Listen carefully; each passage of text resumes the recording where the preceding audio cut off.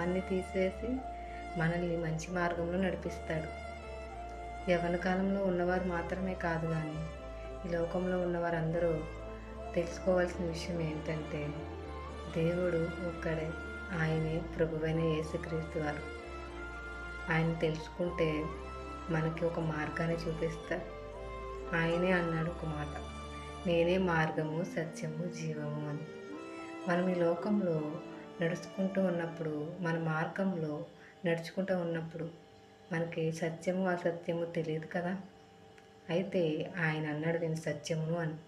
ఆ సత్యమైన మార్గంలో దేవుడు మనం నడిపిస్తాడు. జీవము అంటే ఆయన పరలోకం అన్నమాట.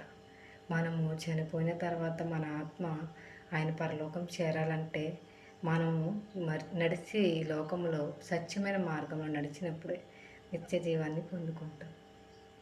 God bless you all.